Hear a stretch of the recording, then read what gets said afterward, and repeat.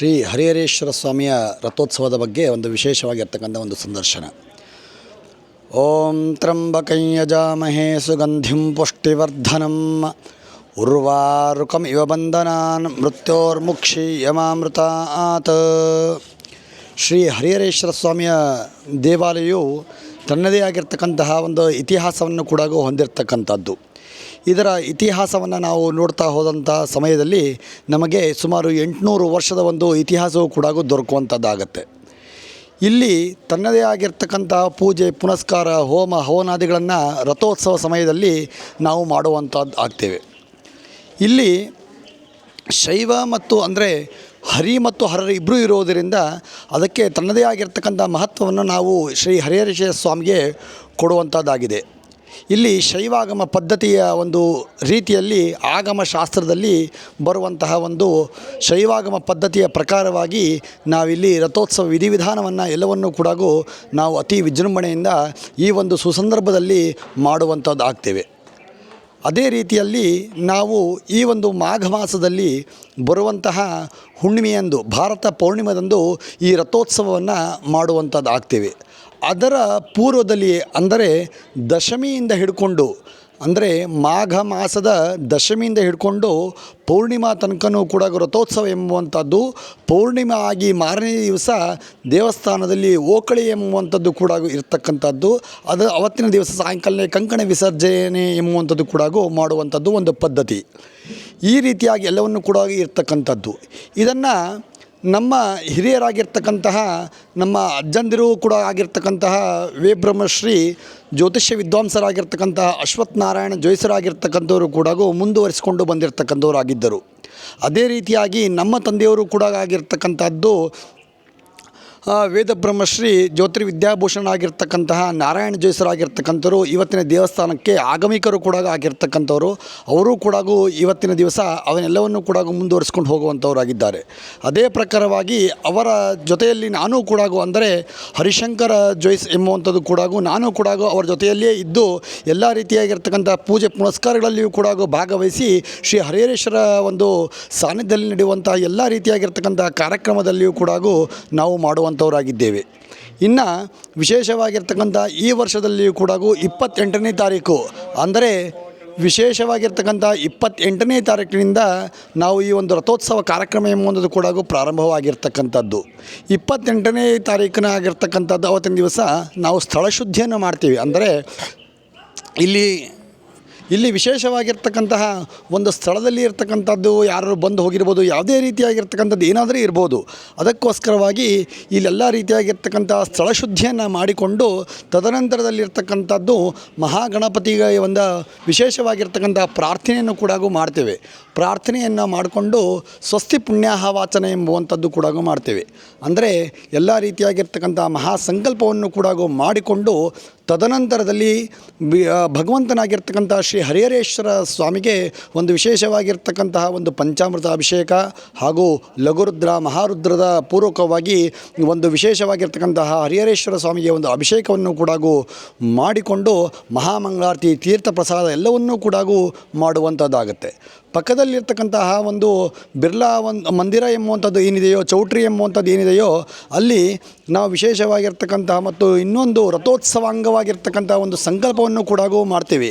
ಆ ಸಂಕಲ್ಪದಲ್ಲಿ ವಿಶೇಷವಾಗಿರ್ತಕ್ಕಂಥ ಈ ಇವತ್ತೇನು ನಾವು ದಶಮಿಯಿಂದ ಹಿಡ್ಕೊಂಡು ಪೌರ್ಣಿಮಾ ತನಕನೂ ಅಂದರೆ ಪ್ರತಿಪದ ರಥೋತ್ಸವ ನಂತರದಲ್ಲಿ ಬರುವಂತಹ ಪ್ರತಿಪದದಲ್ಲಿ ಕೂಡ ಅಲ್ಲಿವರೆಗೂ ಕೂಡ ನಾವು ಯಾವ ರೀತಿಯಾಗಿರ್ತಕ್ಕಂಥ ಕಾರ್ಯಕ್ರಮವನ್ನು ಮಾಡ್ತೇವೆ ಎಲ್ಲವನ್ನೂ ಕೂಡ ಒಂದು ಅಧ್ವರ್ಯ ಎಂಬುವಂಥದ್ದು ಕೂಡ ಹೇಳ್ತೇವೆ. ಆ ರೀತಿಯಾಗಿರ್ತಕ್ಕಂಥ ಎಲ್ಲವನ್ನೂ ಕೂಡ ಸಂಕಲ್ಪವನ್ನು ಕೂಡ ಮಾಡುವಂಥದ್ದಾಗ್ತೇವೆ. ಸಂಕಲ್ಪವನ್ನು ಮಾಡಿ ಅವತ್ತಿನ ದಿವಸ ನಾವೇನಪ್ಪ ಅಂತಂದರೆ ಪುನಃ ಸ್ವಸ್ತಿ ಪುಣ್ಯಾಹವಾಚನವನ್ನು ಮಾಡ್ತೇವೆ, ಗಣಪತಿ ಪೂಜೆಯನ್ನು ಕೂಡ ಮಾಡ್ತೇವೆ, ದೇವನಾಂದಿಯನ್ನು ಮಾಡ್ತೇವೆ, ಹೀಗೆ ರೀತಿಯಾಗಿ ಋತ್ವಿಗ್ವರ್ಣವನ್ನು ಮಾಡ್ತೇವೆ, ಆಚಾರ ಸಂಭಾವನೆ ಎಂಬುವಂಥದ್ದು ಕೂಡ ಮಾಡ್ತೇವೆ. ಈ ಎಲ್ಲ ರೀತಿಯಾಗಿರ್ತಕ್ಕಂಥದ್ದು ಕೂಡ ಒಂದು ಸಂಕಲ್ಪ ರೀತಿಯಲ್ಲಿ ಬರುವಂಥದ್ದು. ತದನಂತರ ಇಲ್ಲಿ ಬರುವಂಥದ್ದು ಏನಪ್ಪ ಅಂತಂದರೆ ಅಗ್ನೋತ್ತಾರಣ ಎಂಬುವಂಥದ್ದು. ಅಂದರೆ ನಾವು ಯಾವುದೇ ರೀತಿಯಾಗಿರ್ತಕ್ಕಂಥ ಪೂಜೆ ಕಾರ್ಯಕ್ರಮವನ್ನು ಮಾಡಬೇಕಾಗಿದೆ ಗಂಗಾ ಒಂದು ತರುವಂಥದ್ದು ಒಂದು ಪದ್ಧತಿ ಎಂಬುವಂಥದ್ದು. ಅದೇ ರೀತಿಯಾಗಿ ಒಂದು ಗಂಗೆ ನದಿಗೆ ಹೋಗಿ ಒಂದು ಗಂಗಾ ಪೂಜೆಯನ್ನು ಮಾಡಿಕೊಂಡು ಗಂಗೆಯನ್ನು ತೆಗೆದುಕೊಂಡು ಬರುವಂಥದ್ದಾಗ್ತೇವೆ. ತದನಂತರದಲ್ಲಿ ಏನಪ್ಪ ಅಂತಂದರೆ ಅಲ್ಲಿರ್ತಕ್ಕಂತಹ ಒಂದು ಹುತ್ತದ ಮಣ್ಣನ್ನು ತರ್ತೇವೆ. ಹುತ್ತದ ಮಣ್ಣನ್ನು ತಂದು ಅಲ್ಲಿ ದೇವಸ್ಥಾನದಲ್ಲಿ ಇಡುವಂಥದ್ದಾಗಿ ಅದಕ್ಕೂ ಕೂಡ ಪೂಜೆ ಪುನಸ್ಕಾರಗಳನ್ನೆಲ್ಲವನ್ನು ಕೂಡ ಮಾಡಿ ಅದನ್ನು ಮುಂದೆ ಬೆಳೆಸುವಂಥದ್ದಾಗ್ತೇವೆ. ತದನಂತರದಲ್ಲಿ ಎಲ್ಲ ರೀತಿಯಾಗಿರ್ತಕ್ಕಂತಹ ಕಂಕಣ ಎಂಬುವಂಥದ್ದು ಕೂಡ ಮಾಡ್ತೇವೆ. ಆ ಕಂಕಣಿಗೆ ವಿಶೇಷವಾಗಿರ್ತಕ್ಕಂತಹ ಮಂತ್ರಗಳಿದ್ದಾವೆ. ಆ ಮಂತ್ರಗಳ ಮೂಲಕವಾಗಿ ಅದನ್ನು ಅಭಿಮಂತ್ರಣವನ್ನು ಮಾಡಿಕೊಂಡು ತದನಂತರದಲ್ಲಿ ದೇವಸ್ಥಾನಕ್ಕೆ ಬರುವಂಥದ್ದಾಗ್ತೇವೆ. ದೇವಸ್ಥಾನದಲ್ಲಿ ಬರುವ ಮೊದಲು ದ್ವಾರಪಾಲದಲ್ಲಿರ್ತಕ್ಕಂಥದ್ದಲ್ಲಿ ಕೂಡ ಅಲ್ಲಿರ್ತಕ್ಕಂತಹ ಒಂದು ಬೇರಿ ತಾಡನೆ ಎಂಬುವಂಥದ್ದು ಆಗ್ತದೆ. ಅಂದರೆ ನಾವು ಶುಭ ಕಾರ್ಯವನ್ನು ಮಾಡ್ತೇವೆ ಎಂಬುವಂಥದ್ದು ಕೂಡ ಇಲ್ಲಿ ಬೇರಿ ತಾಡನವನ್ನು ಮಾಡ್ತೀವಿ. ಬೇರಿ ತಾಡನ ಆದ ನಂತರದಲ್ಲಿ ಇಲ್ಲಿರ್ತಕ್ಕಂತಹ ಧ್ವಜ ಪತಾಕೆಗಳನ್ನು, ಅಂದರೆ ಶ್ರೀ ವಿಷ್ಣು ಮತ್ತು ಶಿವನಿಗೆ ಪ್ರೀತ್ಯರ್ಥವಾಗಿರ್ತಕ್ಕಂಥದ್ದು ಕೂಡ ಧ್ವಜ ಎಂಬುವಂಥದ್ದು ಕೂಡ ಇರ್ತಕ್ಕಂಥದ್ದು. ನಂದಿ ಮತ್ತು ಗರುಡ ಎಂಬುವಂಥದ್ದು ವಿಷ್ಣು ಪ್ರೀತ್ಯರ್ಥವಾಗಿರ್ತಕ್ಕಂಥದ್ದು, ಗರುಡ ಶಿವನ ಪ್ರೀತ್ಯರ್ಥವಾಗಿರ್ತಕ್ಕಂಥ ನಂದಿ. ಇವೆರಡೂ ಕೂಡ ಧ್ವಜವನ್ನು ಕೂಡ ನಾವು ಹಾರಿಸುವಂಥದ್ದು ಆಗ್ತೇವೆ. ತದನಂತರದಲ್ಲಿ ದೇವಸ್ಥಾನದಲ್ಲಿ ಒಳಗೆ ಹೋಗಿ ಶ್ರೀ ಹರಿಹರೇಶ್ವರ ಸ್ವಾಮಿಗೆ, ಮಹಾಲಕ್ಷ್ಮಿ ಅಮ್ಮನವರಿಗೆ, ಎಲ್ಲ ಗಣಪತಿಗೆ ಎಲ್ಲ ರೀತಿಯಾಗಿರ್ತಕ್ಕಂಥ ಕಂಕಣ ಧಾರಣೆಯನ್ನು ಕೂಡ ಮಾಡಿಕೊಂಡು ತದನಂತರದಲ್ಲಿರ್ತಕ್ಕಂಥದ್ದು ಹೋಮ ಹವನಾದಿಗಳೆಲ್ಲವನ್ನು ಕೂಡ ಪ್ರಾರಂಭವನ್ನು ಮಾಡುವಂಥದ್ದು ಆಗ್ತದೆ. ಅವತ್ತಿನ ದಿವಸ ಸಾಯಂಕಾಲನೇ ಏನಪ್ಪ ಅಂತಂದರೆ, ಮೊದಲನೇ ದಿವಸದಲ್ಲಿ ಶಿವನ ಪ್ರೀತ್ಯರ್ಥವಾಗಿರ್ತಕ್ಕಂತಹ ಒಂದು ನಂದಿಯನ್ನು ನಾವು ರಾತ್ರಿ ಸಮಯದಲ್ಲಿ ಉತ್ಸವವನ್ನು ತೆಗೆದುಕೊಂಡು ಹೋಗ್ತೇವೆ. ಈ ನಂದಿ ಉತ್ಸವ ಎಂಬುವಂಥದ್ದು ವಿಶೇಷವಾಗಿರ್ತಕ್ಕಂಥದ್ದು. ಯಾವ ರೀತಿಯಲ್ಲಿ ಇಲ್ಲಿ ವಿಷ್ಣು ಕೂಡ ತನ್ನದೇ ಆಗಿರ್ತಕ್ಕಂಥ ಒಂದು ಪ್ರಾಶಸ್ತ್ಯವನ್ನು ಕೊಡಬೇಕು, ಹಾಗೆ ಶಿವನಿಗೂ ಕೂಡ ತನ್ನದೇ ಆಗಿರ್ತಕ್ಕಂಥ ಪ್ರಾಶಸ್ತ್ಯವನ್ನು ಕೊಡಬೇಕು. ಹಾಗೆ ಮೊದಲಿಗೆ ಶೈವಾಗಮದಿಂದ ಶಿವನಿಗೆ ವಿಶೇಷವಾಗಿರ್ತಕ್ಕಂಥ ಪ್ರಾಧಾನ್ಯತೆಯಿಂದ ಮೊದಲನೇ ದಿವಸದಲ್ಲಿ ನಾವು ಏನು ಮಾಡ್ತೀವಿ ಅಂತಂದರೆ, ಶಿವನ ಪ್ರೀತ್ಯರ್ಥವಾಗಿರ್ತಕ್ಕಂಥದ್ರಿಂದ ಒಂದು ನಂದಿಯನ್ನು ಕೂಡ ಸ್ವಾಮಿಯನ್ನು ಆ ಉತ್ಸವದ ಮೇಲೆ ಇಟ್ಕೊಂಡು ನಾವು ನಗರ ಪ್ರದಕ್ಷಿಣೆಯನ್ನು ಕೂಡ ಹಾಕುವಂಥದ್ದು ಆಗ್ತೇವೆ. ಅಲ್ಲಿ ವಿಶೇಷವಾಗಿರ್ತಕ್ಕಂಥ ಅಷ್ಟದಿಕ್ಪಾಲಕರ ಬಲಿದಾನವನ್ನು ಕೂಡ ಮಾಡ್ತೇವೆ. ಲೋಕ ಕಲ್ಯಾಣಕ್ಕೋಸ್ಕರವಾಗಿರ್ತಕ್ಕಂಥದ್ದು ಎಲ್ಲ ರೀತಿಯಾಗಿರ್ತಕ್ಕಂಥ ಪೂಜೆ ಪುನಸ್ಕಾರಗಳನ್ನು ಕೂಡ ಮಾಡುವಂಥದ್ದು ಆಗ್ತೇವೆ. ತದನಂತರದಲ್ಲಿ ಎರಡೂ ರೀತಿಯಾಗಿರ್ತಕ್ಕಂತಹ ಒಂದು ನಂದಿ ಆಗಿರ್ಬೋದು, ಗರುಡ ಆಗಿರ್ಬೋದು, ಎರಡೂ ಕೂಡ ಬಲಿದಾನವನ್ನು ಕೂಡ ಮಾಡಿ ಕ್ಷೇತ್ರಪಾಲ ಬಲಿದಾನವನ್ನು ಕೂಡ ಮಾಡಿಕೊಂಡು ನಾವು ಉತ್ಸವ ಮೂರ್ತಿಯನ್ನು ಕೂಡ ನಗರ ಪ್ರದಕ್ಷಿಣೆ ಮಾಡಲು ಕೂಡ ನಾವು ಅದಕ್ಕೆ ಚಾಲನೆಯನ್ನು ಕೂಡ ಕೊಡುವಂಥದ್ದು ಆಗ್ತದೆ. ಇದು ಮೊದಲನೇ ದಿವಸ ಆಗಿರ್ತಕ್ಕಂಥದ್ದು. ಎರಡನೇ ದಿವಸವಾಗಿರ್ತಕ್ಕಂಥದ್ದು ಅದೇ ರೀತಿಯಾಗಿರ್ತಕ್ಕಂತಹ ಬೆಳಗಿನ ಜಾವದಲ್ಲಿ ಸ್ವಾಮಿಯಾಗಿರ್ತಕ್ಕಂಥವರಿಗೆ ಪೂಜೆ ಪುನಸ್ಕಾರಗಳನ್ನು, ಅಭಿಷೇಕಗಳನ್ನು ಎಲ್ಲವನ್ನೂ ಕೂಡ ಮಾಡಿಕೊಂಡು ಅಲ್ಲಿ ಪಕ್ಕದಲ್ಲಿರ್ತಕ್ಕಂತಹ ಒಂದು ಬಿರ್ಲಾ ಮಂದಿರದಲ್ಲಿ ನಾವು ಹೋಮ ಹವನಾದಿಗಳನ್ನು, ವಿಶೇಷವಾಗಿರ್ತಕ್ಕಂತಹ ಹರಿಹರೇಶ್ವರ ಸ್ವಾಮಿಗಳಾಗಿರ್ಬೋದು ಅಥವಾ ಮಹಾಲಕ್ಷ್ಮಿ ಅಮ್ಮನವರಾಗಿ ವಿಶೇಷವಾಗಿರ್ತಕ್ಕಂತಹ ಹೋಮ ಹವನಾದಿಗಳನ್ನೆಲ್ಲವನ್ನೂ ಕೂಡ ಮಾಡಿಕೊಂಡು ಬಲಿದಾನವನ್ನು ಕೂಡ ಮಾಡಿಕೊಂಡು ಅವತ್ತಿನ ದಿವಸ ಸಾಯಂಕಾಲವೇ ವಿಷ್ಣು ಪ್ರೀತ್ಯರ್ಥವಾಗಿರ್ತಕ್ಕಂಥ ಗರುಡೋತ್ಸವವನ್ನು ಕೂಡ ಮಾಡುವಂಥದ್ದು ಆಗ್ತೇವೆ. ಅಂದರೆ ಸ್ವಾಮಿಯನ್ನು ನಾವು ಗರುಡ ವಾಹನ ಎಂಬುವಂಥದ್ದು ಏನಿದೆಯೋ ಆ ಗರುಡ ವಾಹನದಲ್ಲಿ ಸ್ವಾಮಿಯನ್ನು ಕೂಡಿಸಿಕೊಂಡು ನಗರ ಪ್ರದಕ್ಷಿಣೆಯನ್ನು ಕೂಡ ಹಾಕುವಂಥದ್ದು ಇದು ಎರಡನೇ ದಿವಸವಾಗಿರ್ತಕ್ಕಂಥದ್ದು ಒಂದು ವಿಶೇಷವಾಗಿರ್ತಕ್ಕಂಥ ಒಂದು ಸಂದರ್ಭ. ಇನ್ನು ಮೂರನೇ ದಿವಸವಾಗಿರ್ತಕ್ಕಂಥದ್ದು ಅದು ಈ ವರ್ಷ ಏನಪ್ಪ ಅಂತಂದರೆ ದ್ವಾದಶಿ ಉಪರಿ ತ್ರಯೋದಶಿ ಎಂಬುದು ಕೂಡ ಬಂದಿರತಕ್ಕಂಥದ್ದಿದೆ. ಅಂದರೆ ವಿಶೇಷವಾಗಿರ್ತಕ್ಕಂತಹ ಒಂದು ಕಲ್ಯಾಣೋತ್ಸವ ಕಾರ್ಯಕ್ರಮವನ್ನು ಕೂಡ ಈ ವಿಶೇಷವಾಗಿ ಇರ್ತಕ್ಕಂಥದ್ದು. ಅಂದರೆ ಭಗವಂತನಾಗಿರ್ತಕ್ಕಂಥವನಿಗೆ ನಾವು ಕಲ್ಯಾಣೋತ್ಸವವನ್ನು ಮಾಡುವುದರಿಂದ ಭಗವಂತನಲ್ಲಿಯೂ ಕೂಡ ತನ್ನದೇ ಆಗಿರ್ತಕ್ಕಂಥ ಒಂದು ಶಕ್ತಿ, ಮಹತ್ವ ಎಲ್ಲವನ್ನೂ ಕೂಡ ಬರುವಂಥದ್ದು ಇದೆ. ಆದ ಕಾರಣವಾಗಿ ಎಂದಿನಂತೆ ಪ್ರತಿ ದಿವಸವೂ ಕೂಡ ಬೆಳಗ್ಗೆ ಸ್ವಾಮಿಗೆ ಅಭಿಷೇಕವನ್ನು ಮಾಡ್ತೇವೆ, ಬಲಿದಾನವನ್ನು ಆಗುತ್ತೆ. ಎಲ್ಲವನ್ನೂ ಕೂಡ ಆದ ನಂತರದಲ್ಲಿ ನಾವು ಸಾಯಂಕಾಲದಲ್ಲಿ ಅಶ್ವೋತ್ಸವ ಅಂತಂತಂದರು, ಅಂದರೆ ಕುದುರೆಯ ಮೂಲಕವಾಗಿ ಸ್ವಾಮಿಯನ್ನು ನಾವು ಒಂದು ಎಲ್ಲ ರೀತಿಯಾಗಿರ್ತಕ್ಕಂಥದ್ದನ್ನು ಕರೆದುಕೊಂಡು ಹೋಗುವಂಥದ್ದಾಗ್ತೀವಿ. ನಗರ ಪ್ರದಕ್ಷಿಣೆಗೋಸ್ಕರ ಕರ್ಕೊಂಡು ಹೋಗ್ತೀವಿ. ಅಂದರೆ ಅವತ್ತಿನ ದಿವಸ ಸ್ವಾಮಿಯಾಗಿರ್ತಕ್ಕಂಥನು ನಾವು ಮದುವೆ ಸಮಯದಲ್ಲಿ ಯಾವ ರೀತಿಯಾಗಿರ್ತಕ್ಕಂಥ ಒಬ್ಬ ನವ ಯುವಕನಿಗೆ ನಾವು ಯಾವ ರೀತಿಯಾಗಿರ್ತಕ್ಕಂಥ ಒಂದು ಸಂಭ್ರಮದಲ್ಲಿ ಕುದುರೆಯ ಮೇಲೆ ನಾವು ಹತ್ತಿಸ್ಕೊಂಡು ಹೋಗ್ತೇವೋ ಅದೇ ರೀತಿಯಲ್ಲಿ ಆ ಸ್ವಾಮಿಯನ್ನು ಕೂಡ ನಾವು ಆ ಕುದುರೆಯ ಮೇಲೆ ಹತ್ತಿಸ್ಕೊಂಡು ನಗರ ಪ್ರದಕ್ಷಿಣೆ ಮಾಡಿ ನಾವು ವರ ಬಂದಿದ್ದಾನೆ ಎಂಬುವಂಥದ್ದಾಗಿ ಸ್ವಯಂ ಘೋಷಿತವಾಗಿರ್ತಕ್ಕಂತಹ ಸ್ವಾಮಿಯೂ ಕೂಡ ಹೇಳುವಂಥವನು ಆಗ್ತಾನೆ.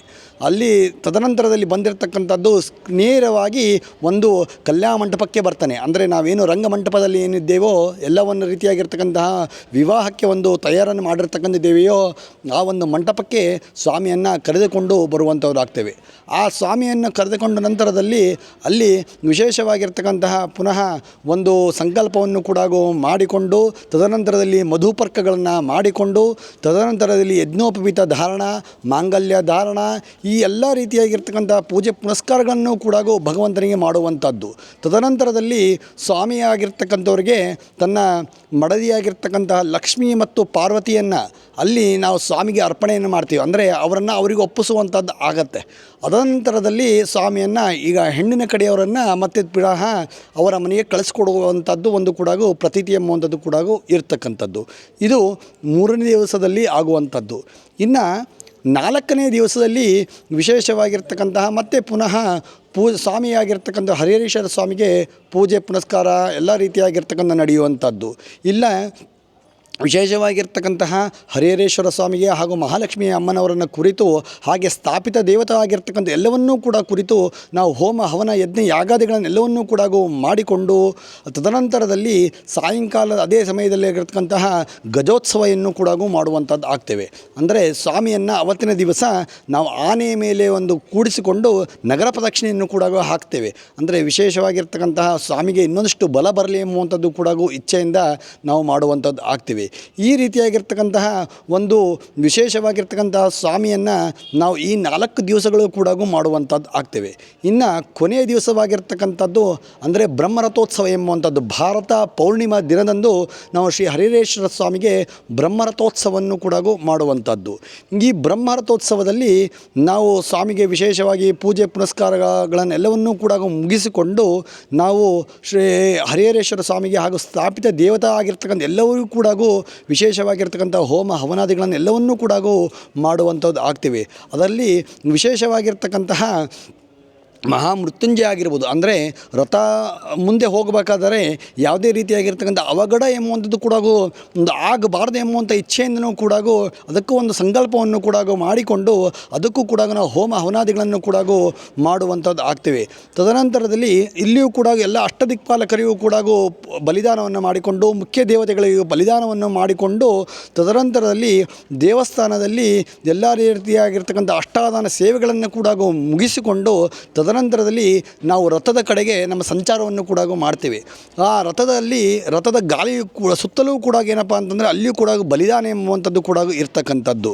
ಬಲಿದಾನವನ್ನು ಮಾಡಿಕೊಂಡು ಮೇಲಿರ್ತಕ್ಕಂತಹ ಒಂದು ಏನು ನಾವು ಹರಿಹರೇಶ್ವರ ಮೂರ್ತಿಯನ್ನು ನಾವು ಉತ್ಸವ ಮೂರ್ತಿಯನ್ನು ನಾವೇನು ಮೇಲುಗಡೆಗೆ ರಥೋತ್ಸವದಲ್ಲಿ ನಾವು ಇಡುವಂಥದ್ದು ಇದೆಯೋ ಆ ಒಂದು ಅದಕ್ಕೆ ಬ್ರಹ್ಮ ಎಂಬುವಂಥದ್ದು ಕೂಡ ಇರ್ತಕ್ಕಂಥದ್ದು.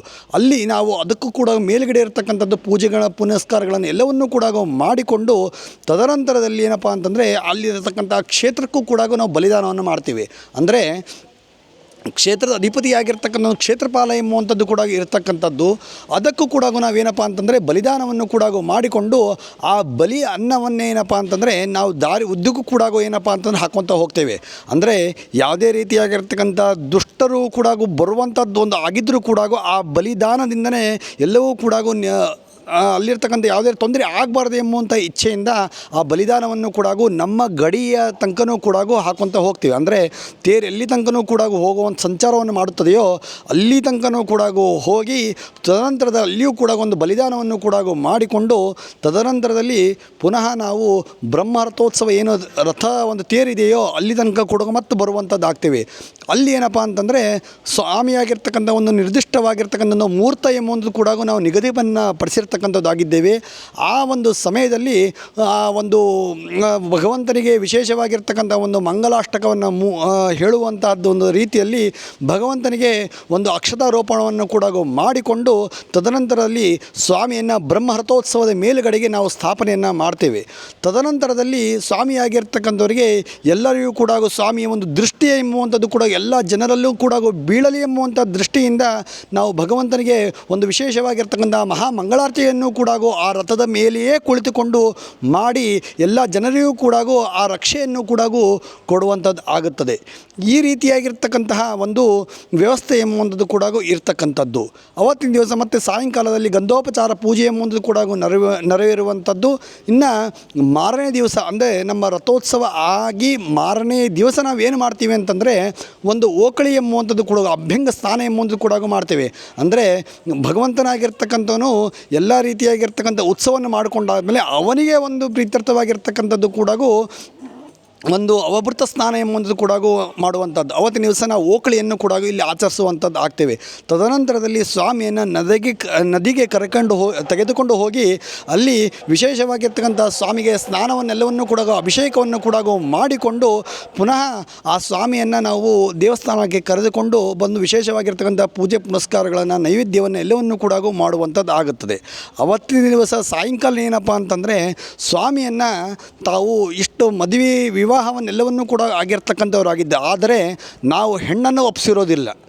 ಅವತ್ತಿನ ದಿವಸ ಅಂದರೆ ವಿವಾಹ ಏನು ನಾವು ರಥೋತ್ಸವ ಎಂಬುವಂಥ ಆಗಿದೆಯೋ ಅವತ್ತಿನ ದಿವಸ ಮಾರನೇ ದಿವಸ ಏನಪ್ಪ ಅಂತಂದರೆ ಸಾಯಂಕಾಲದ ರಾತ್ರಿ ಒಂದು ಅಂದಾಜು ಒಂದು 8:30-9 ಗಂಟೆಯ ನಂತರದಲ್ಲಿ ಏನಪ್ಪ ಅಂತಂದರೆ ನಾವು ಹೆಣ್ಣನ್ನು ಒಪ್ಪಿಸುವಂಥದ್ದು ಕೂಡ ಕಾರ್ಯಕ್ರಮವನ್ನು ಕೂಡ ಮಾಡುವಂಥದ್ದು ಆಗ್ತೇವೆ. ಅಲ್ಲಿ ವಿಶೇಷವಾಗಿರ್ತಕ್ಕಂಥದ್ದನ್ನು ಕೂಡ ಭಗವಂತನಿಗೆ ನಮ್ಮ ಮಹಾಲಕ್ಷ್ಮಿ ಅಮ್ಮನವರನ್ನು ಶ್ರೀ ಹರಿಹರೇಶ್ವರ ಸ್ವಾಮಿಗೆ ಅವರನ್ನು ಕೂಡ ಅಲ್ಲಿ ಒಪ್ಪಿಸುವಂಥದ್ದು ಕೂಡ ಆಗುವಂಥದ್ದು. ತದನಂತರದಲ್ಲಿ ನಾವೀಗೇನು ಕಂಕಣವನ್ನು ಎಲ್ಲವನ್ನೂ ಕೂಡ ಕಟ್ಟಿರ್ತಕ್ಕಂಥದ್ದು ಆಗಿದ್ದೇವೆ ಫಸ್ಟು, ಆ ಎಲ್ಲ ಕಂಕಣವನ್ನು ಕೂಡ ವಿಸರ್ಜನೆಯನ್ನು ಕೂಡ ಮಾಡುವಂಥದ್ದು ಆಗ್ತೇವೆ. ತದನಂತರದಲ್ಲಿ ಯಾವ ರೀತಿಯಲ್ಲಿ ಬ್ರಾಹ್ಮ ವಿವಾಹದಲ್ಲಿ ಹೆಣ್ಣನ್ನು ಒಪ್ಪಿಸುವಂಥದ್ದಿದೆಯೋ ಅದೇ ರೀತಿಯಲ್ಲಿ ಕೂಡ ಶ್ರೀ ಸ್ವಾಮಿಯನ್ನು ನಾವು ಇಲ್ಲಿ ಒಪ್ಪಿಸುವಂಥದ್ದಾಗುತ್ತೆ. ಅಲ್ಲಿಗೆ ಶ್ರೀ ಹರಿಹರೇಶ್ವರ ಸ್ವಾಮಿಯ ಒಂದು ರಥೋತ್ಸವವು ಕೂಡ ಅಲ್ಲಿಗೆ ಮುಕ್ತಾಯವಾಗುತ್ತದೆ ಎಂಬುದು ಕೂಡ ನಾವು ಹೇಳ್ತೇವೆ. ಧನ್ಯವಾದಗಳು. ನಕ್ಷತ್ರ ಟಿವಿ ಲೋಕಲ್ ನ್ಯೂಸ್, ಇದು ನಿಮ್ಮದೇ ಧ್ವನಿ.